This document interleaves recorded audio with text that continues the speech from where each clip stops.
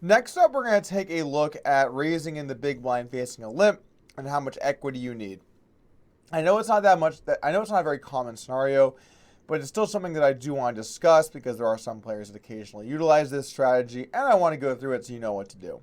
So for starters, the odds that you get on a big blind raise facing a limp are very attractive because you raise, and if you take it down pre-flop, you win two big blinds, your big blind as well as the small blind. So when you raise to, let's say, four big blinds, you're actually risking three to win two, which is pretty advantageous. It's a pretty good spot to raise, actually. So I generally advocate for a fairly aggressive big blind raise strategy facing a limp, but there are a lot of factors to keep in mind.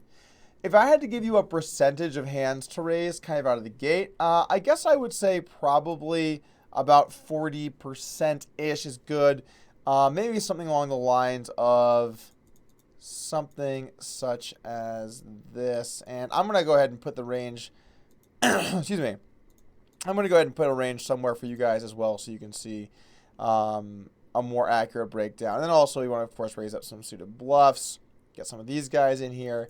Maybe a few weak offsuit hands as a bluff as well. And we're going to talk some more about if I widen my range, what it would end up looking like. Yeah, let's not make this too specific. Let's go into some general concepts here of what's going on and why. So, raising is very advantageous here in the big blind. And so, when we look at the math, let's say that we go ahead and raise to, let's just say we raise to 3.75, right? I would generally advocate for a raise size of between 3.5x and 4x.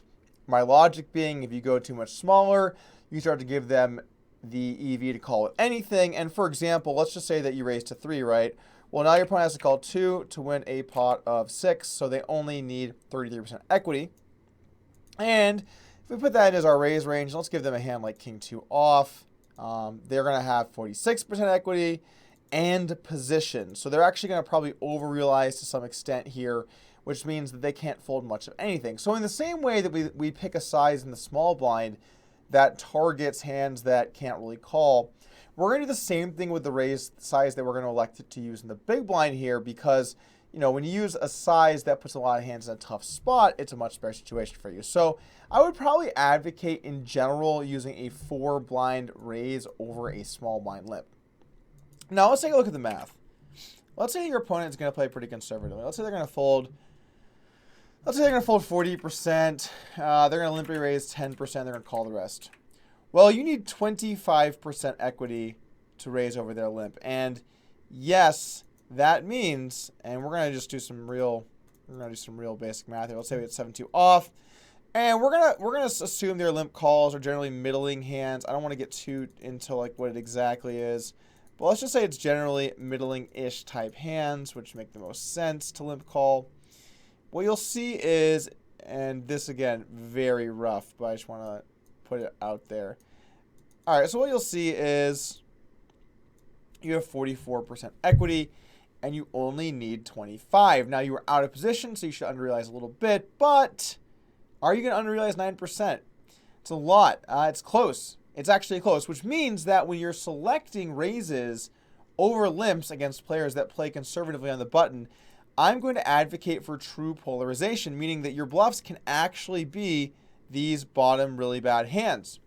Now, why would we want to use these really bad hands, right? You're like, but Doug, we could bluff with better hands. Well, here's the thing. I'm trying to play as many hands. It goes back to one of our basic premises here for heads up. I'm trying to play as many hands as I possibly can profitably so that I win the most money. And so when you get to bluff your opponent with a hand that's this bad, then you take something that, you know, is not going to have a lot of EV in the checked pot, and you turn it into just a plus EV bluff.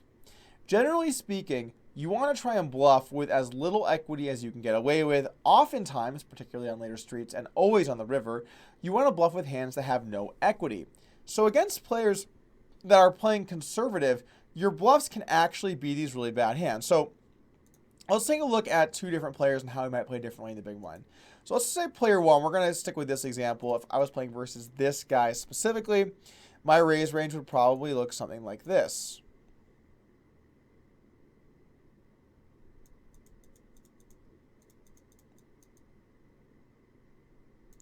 Now, so we're going to have a lot of weak hands, but we can actually add in more of these hands because of how much they're folding. We don't need much equity, etc. So now I'm raising about 41% of hands, and I might elect to raise a few more hands than this because you don't need much equity to open. It's a pretty good spot. Maybe throw in some more bluffs, etc. So against people that play tight after they limp, I would recommend raising up to 45 or 50% of hands and using a very polarized strategy. Use really shitty hands as your bluffs. There's no reason not to. You don't need the equity. Now, let's say we're playing someone that's playing very tough against our... Oh, shit. That's not the one we want. Let's say that they're folding 20. They're limply raising us a bunch, and you need 42% equity. Well, now, I'm going to do two things. First off, I'm going to get rid of some of these really shitty bluffs because they're not going to be profitable bluffs. I'm actually going to do three things. Get rid of the really shitty bluffs. Decrease my overall raise frequency. And increase the amount of hands I'm raising for value. Okay, so let's think about those individually. The first one, getting rid of these bottom bluffs. Well, you need 42% equity and you're out of position. All of a sudden, there's no way you're getting that with all these really weak offsuit hands. So you can't raise them. If you can't plus EV raise, you have to check. Because checking will actually gain you EV in the pot. Or will gain you money. I mean, you're going to realize some equity in the pot. But raising will lose you it, so you have to go with the better EV decision. Additionally, let's move on to the second point here. The second point, we're going to decrease our total raise frequency. Well, that makes a lot of sense to me, and I think that's something that people often miss. When you need less equity to do things, you should do them more often. When you need more equity to do things, you should do them less often because less hands can qualify to be able to take that action. So rather than going 48% with a range like this against this opponent, I might do a range more like this. Maybe I'll throw a few of these in here if I think I can get away with them, but I might not. We're still going to have these suited bluffs. They're going to be great bluffs. And now we can widen up the value a little bit. Maybe go some of these. Although we're getting limply raised a lot, so we might not want to go too wide. But something more along the lines. Maybe we'll take these guys out. I'm not totally sure. But anyway, we're going to go something more along the lines of 27% raise, less polarization, still some bluffs, but the suited hands that are stronger, and a wider range of value bets. So you can see how it kind of shifts from one end of the spectrum to the other. You know, I've only had to do this against a few select opponents in my career. So we will put the ranges here in the document for you guys. But keep in mind that in these spots, you're going to have to do a lot of basing it on your opponent. How do they play post-flop? If they're playing weak, it's cool to just, raise wide as a bluff, try and take it down post-flop, over-realize your expected value, etc. But make sure that you're raising with the right combination of hands, the right amount of hands, and take all of these things into consideration when facing a limp. Also, as a quick another subject here to talk about, when you're facing someone that's limping, it's really important to also monitor how their raises are going. Because I think something that players oftentimes do is they just assume the limps are very weak. And so you don't want to be making that mistake.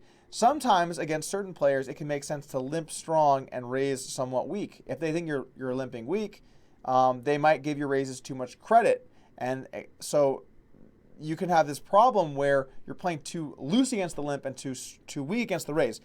Here's the thing. Numbers don't lie. The number one thing when you're combating someone that's limping a bunch on the button to consider is their total small blind VPIP. If someone's playing 100% of their hands on the button, you're going to have to get in there and play aggressively because their shitty hands are going somewhere. So in that spot, you should be aggressive versus the raise and the limp until you see what's going on. Now let's say they're playing more like 90%. Well, you should still be pretty aggressive. There's still a lot of weak hands going in different places, but it's not the same thing at all compared to someone playing 100. Now let's say you're playing someone that's playing 80 or 75% of their buttons. All of a sudden, you can't really attack their limp that much unless the limp is weak and the raise is strong, because frankly, you can play that tight and work limps and raises in and be balanced and protected in both spots. So look at that small blind VPIP.